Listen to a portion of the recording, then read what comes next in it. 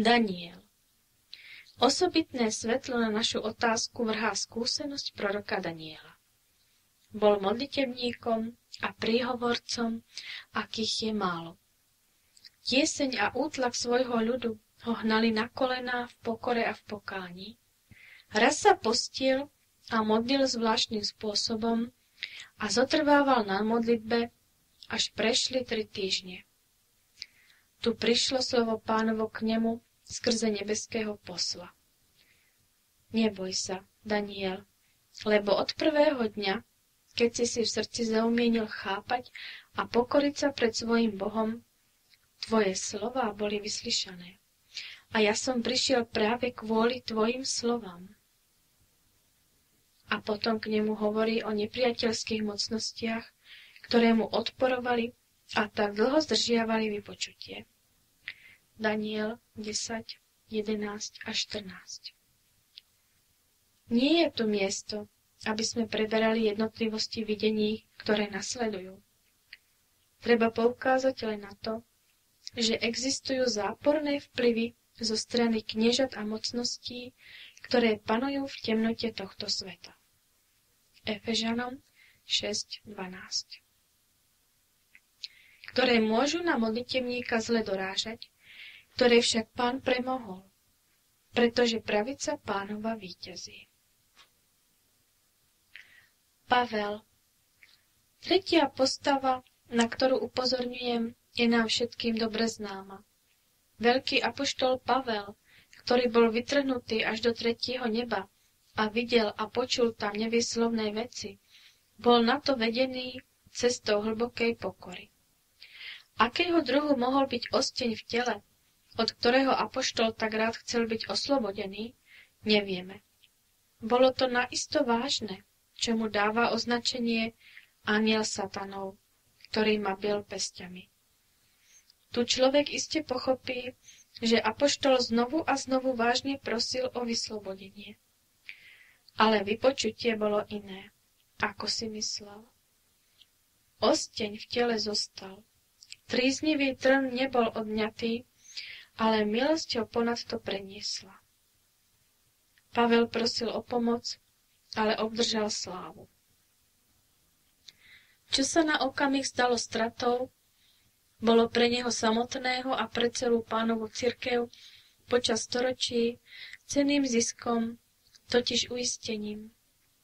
Moja milosť ti stačí. A odpoveďou viery budem sa chváliť svojou slabosťou, lebo keď som slabý, vtedy som silný. A teraz si chceme všimnúť posilňujúce slová z Ježišových úst a hlboko si ich vštepiť ako zodpovedanie našej otázky. Ak zostávate vo mne a moje slová zostávajú vo vás, proste, čo chcete a stane sa vám. Ján 15.7. Súvislosť podmienky a zasľúbenia je tu veľmi pozoruhodná. Kto je a zostáva v Ježišovi, dostáva Ježišovu myseľ a prosí podľa Ježišovej mysle. Jeho najvnútornejšia túžba je tým ovplyvnená. Kto v srdci nosí Ježišove slová, bude sa modliť podľa tých slov. Slovo koriguje nesprávne predstavy a pozemské vášne, takže modlitebník nechce mať nič, čo nesúhlasí so slovom a s vôľou Božou. Sem patrí slovo apoštola Jána.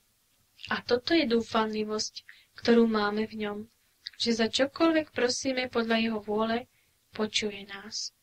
A keď vieme, že nás počuje, o čokoľvek prosíme, vieme aj to, že nám splní prosby, za ktoré sme prosili.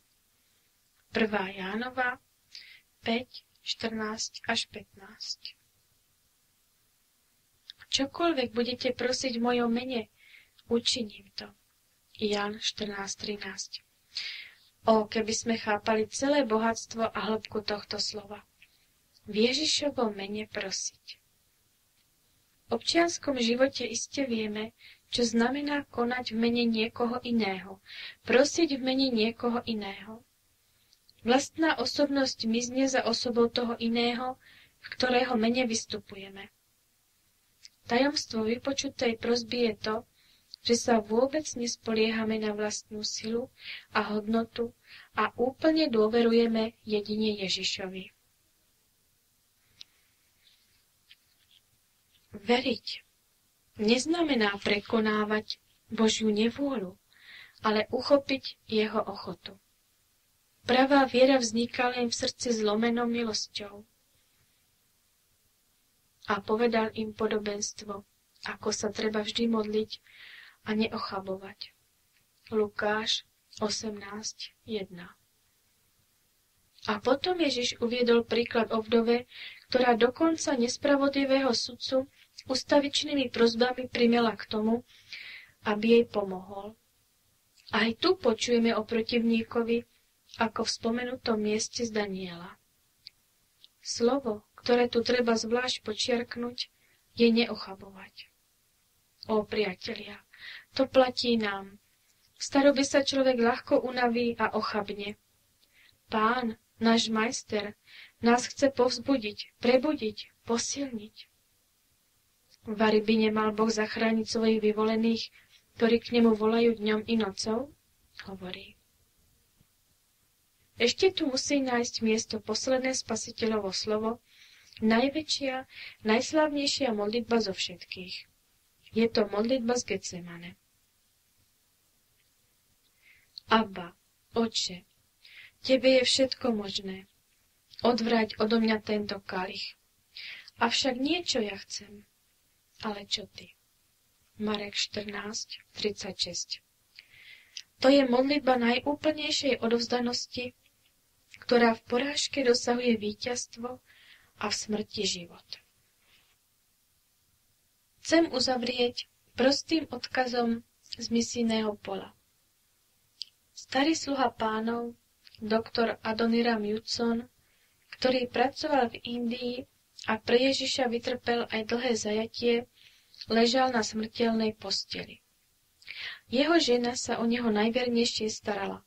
Občas mu aj niečo prečítala z misijných časopisov. Tu zrazu narazila na správu zo židovskej misie a čítala na svoje radostné prekvapenie príbeh o obrátení jedného židovského chlapca, ktorý prišiel k poznaniu Pána Ježiša čítaním jedného spisu od doktora Judsona. Keď prerušila čítanie a čakala na vyjadrenie zo strany muža, spozorovala, že bol veľmi dojatý a slzy zvlažovali jeho líca. Po nejakej chvíli povedal: Som hlboko pohnutý Božou vernosťou. Hľa, ja som ho často srdečne prosil, aby mi daroval tú radosť priviesť k nemu aspoň jednu poblúdenú ovečku z domu Izraela. To bola jediná z mojich prosieb, ktorú nevypočul. A teraz je aj táto splnená. Tak sa tomuto sluhovi Pánovmu stalo ako raz starému Jozúovi.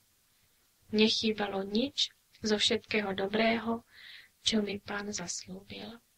Všetko sa stalo.